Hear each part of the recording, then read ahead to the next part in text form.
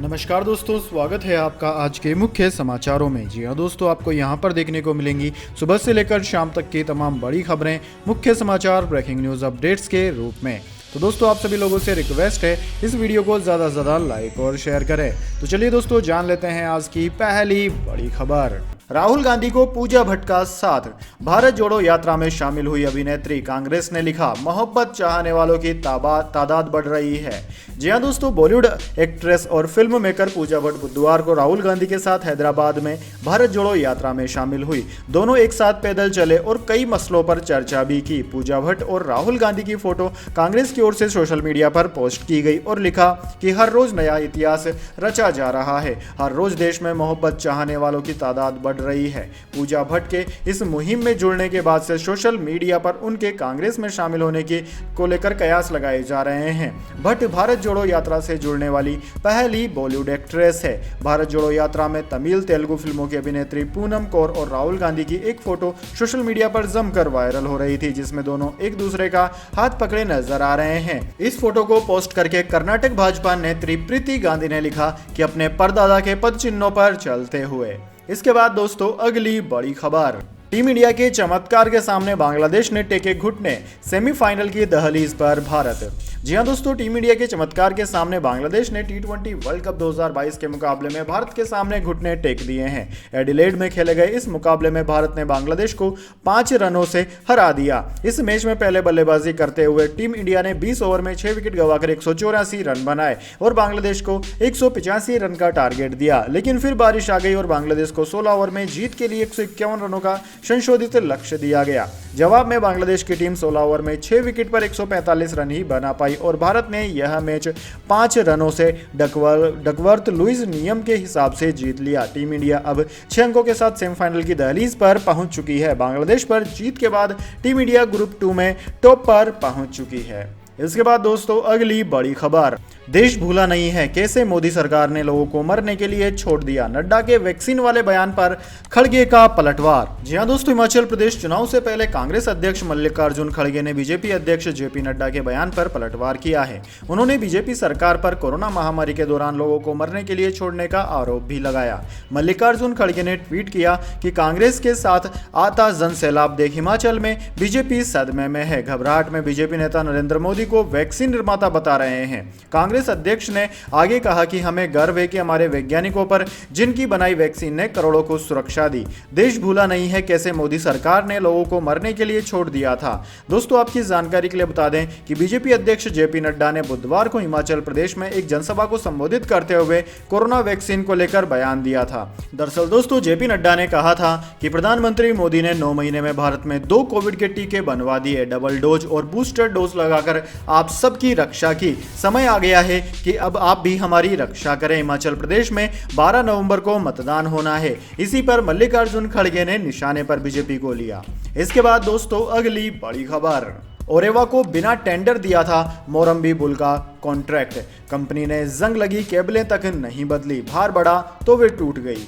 जी हां दोस्तों, मोरम्बी के सस्पेंशन ब्रिज की मरम्मत का काम ओरेवा कंपनी को बिना टेंडर के ही दे दिया गया था। यह खुलासा गुजरात पुलिस के कोर्ट में दिए गए हलफनामे से हुआ है। मोरम्बी additional public prosecutor HS Panchal ने बताया कि ब्रिज की मरम्मत के लिए कोई टेंडर जारी नहीं किया गया। नगर पालिका ने सीधे ही ओरेवा कंपनी से पुल की मरम्मत का कॉन्ट्रैक्ट कर लिया था। पंचाल ने बताया कि फॉरेंसिक रिपोर्ट्स में कहा गया है कि ब्रिज की केबलें काफी पुरानी थी और उनमें जंग लग चुका था। मरम्मत के दौरान केबलों की ऑयलिंग ग्रीसिंग भी नहीं की गई थी। ब्रिज के लकड़ी के बेस को बदलकर एल्युमिनियम की 4 लेयर वाली चादरें लगा दी गई। इससे पुल का वजन बढ़ गया। पुरानी केबलें यह लोड संभाल नहीं सकी और भीड़ बढ़ते ही ब्रिज टूट गया।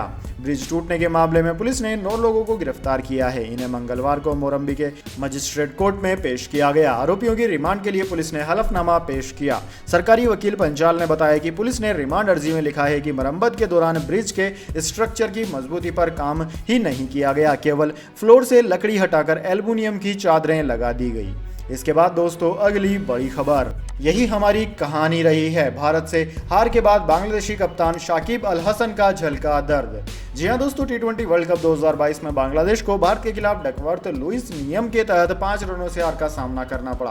रोमांचक मुकाबले में हार झेलने के बाद बांग्लादेशी कप्तान शाकिब अल हसन का दर्द झलक पड़ा। शाकिब अल हसन ने कहा है कि उनकी टीम हर बार भारत के खिलाफ मुकाबला जीतने के करीब आ जाती है, लेकिन फिनिश लाइन नहीं पार कर पाती। शाकिब ने मैच की समाप्ति के बाद कहा कि यही हमारी कहानी रही है कि जब हम भारत के खिलाफ खेलते हैं तो यह मुकाबला जीतने के करीब पहुंच जाते हैं, लेकिन हम लाइन फिनिश नहीं कर पाते। यह शानदार खेल था जिसका दोनों टीमों ने लुत्फ उठाया और हम यही चाहते थे।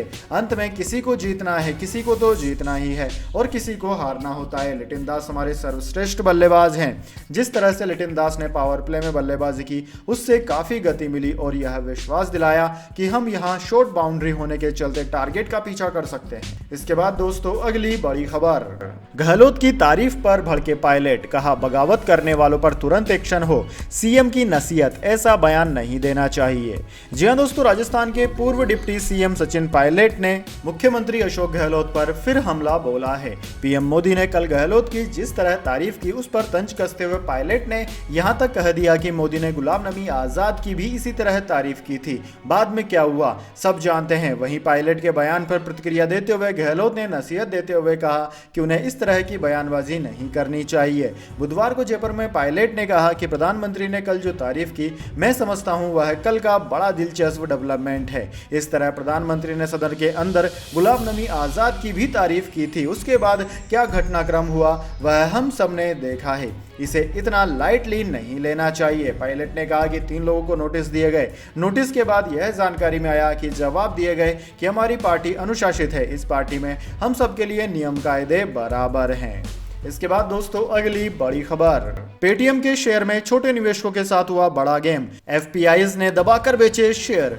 जी हां दोस्तों, शेयर गिरता है तो लोगों को लगता है कि सस्ता हो रहा है और वे उसे खरीदते चले जाते हैं, लेकिन याद रहे शेयर बाजार ऐसा संसार है जहां एक ही ट्रिक हमेशा काम नहीं करती। कुछ शेयरों को गिरने पर खरीदना अच्छी बात हो सकती है, लेकिन कुछ शेयरों को गिरने पर खरीदना अपने ही पैरों पर कुल्हाड़ी मारने जैसा साबित हो सकता है। ऐसा हुआ है पेटीएम के शेयर धारकों के साथ। जी हां दोस्तों, पेटीएम का आईपीओ आया तो शेयर ने गिरना शुरू कर दिया। उसी समय छोटे निवेशकों ने एवरेज करने के लिए इसे खरीदना शुरू कर दिया, लेकिन विदेशी निवेशक इसे बेचते ही गए। उन्होंने आईपीओ लॉन्च होने के बाद 1 साल के अंदर पेटीएम के 2.97 करोड़ शेयर अथवा 44% होल्डिंग्स बेच दी। इकोनॉमिक्स टाइम्स की एक रिपोर्ट के मुताबिक पिछले साल 17 नवंबर को स्टॉक को बहुत धूमधाम के बीच सूचीबद्ध होने से एक दिन पहले पेटीएम के पास 127 विदेशी पोर्टफोलियो निवेशक थे। इनके पास कंपनी ने 6.71 करोड़ शेयर थे, जो शेयर धारकों के 10.37% का प्रतिनिधित्व करते हैं। सितंबर के ताजा शेयर होल्डिंग पैटर्न से पता चलता है कि एफपीआई ने अपनी 44% हिस्सेदारी बेच दी और अब उनके पास केवल 3.74 करोड़ शेयर बचे हैं। इसके बाद दोस्तों अगली बड़ी खबर, बल्लेबाजी के शिखर पर पहुंचे सूर्यकुमार यादव, टी20 रैंकिंग में पाकिस्तान के रिजवान को पछाड़ा। जी हां दोस्तों, भारत के सूर्यकुमार यादव दुनिया के नंबर 1 टी20 बल्लेबाज बन गए हैं। वे आईसीसी की टी20 रैंकिंग में टॉप पर आ गए हैं। सूर्या ने पाकिस्तान के मोहम्मद रिजवान को पीछे छोड़ दिया है। बुधवार को जारी ताजा रैंकिंग में सूर्यकुमार को पिछले मैच के अर्धशतक का फायदा मिला और उनके 863 अंक हो गए। यह अर्धशतक साउथ अफ्रीका के खिलाफ आया था। दोस्तों पाकिस्तान के मोहम्मद रिजवान 842 अंक लेकर दूसरे स्थान पर हैं। दोनों के बीच अब 21 रेटिंग पॉइंट्स का डिफरेंस है, यानी कि सूर्या रिजवान से 21 पॉइंट्स ऊपर हैं। न्यूजीलैंड के डेवन कॉनवे 792 पॉइंट्स के साथ तीसरे, पाकिस्तान के कप्तान बाबर आजम 780 पॉइंट्स के साथ चौथे और साउथ अफ्रीका के एडन माकरम 767 रेटिंग पॉइंट्स के साथ 5वें स्थान पर हैं। इसके अलावा दोस्तों विराट कोहली भी 638 पॉइंट्स के साथ आईसीसी टी20 रैंकिंग में 10वें स्थान पर आ चुके हैं। इसके बाद दोस्तों अगली बड़ी खबर, घूसखोर डीएसपी को योगी ने वापस दरोगा बनाया, रिश्वत लेते वायरल हुआ था वीडियो। जी हां दोस्तों, उत्तर प्रदेश में योगी सरकार ने रिश्वतखोरी के मामले में बड़ा एक्शन लिया है। जालौन जिले की पीटीसी ब्रांच में तैनात डीएसपी विद्या किशोर शर्मा का डिमोशन करके सब इंस्पेक्टर बना दिया गया। पिछले साल शर्मा का एक वीडियो वायरल हुआ था जिसमें वे झोले में नोटों के बंडल लेते देखे गए थे। वीडियो तब का है जब वे रामपुर में डीएसपी पद पर तैनात थे। आरोप लगे कि गैंगरेप के एक मामले को रफा दफा करने के लिए उन्होंने 5 लाख रुपए की रिश्वत बदली।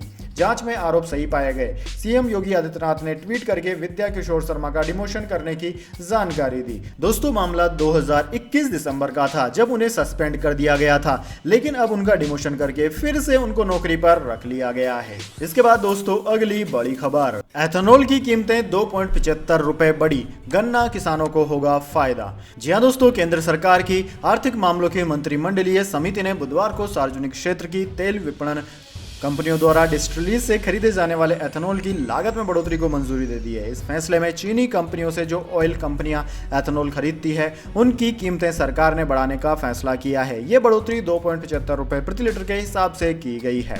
पेट्रोल में एथेनॉल का मिश्रण करने से बढ़ने से भारत का कच्चे तेल का आयात बिल कम करने में मदद मिलेगी और इससे गन्ना किसानों को और चीनी मिलों को भी फायदा होगा। कैबिनेट की विज्ञप्ति में कहा गया है कि सभी डिस्टिलरी योजना का लाभ उठा सकेंगी और इनमें से बड़ी संख्या में ईबीपी कार्यक्रम के लिए एथेनॉल की आपूर्ति करने की उम्मीद है। इससे गन्ना किसानों को काफी फायदा मिलेगा। इसके बाद दोस्तों अगली बड़ी खबर,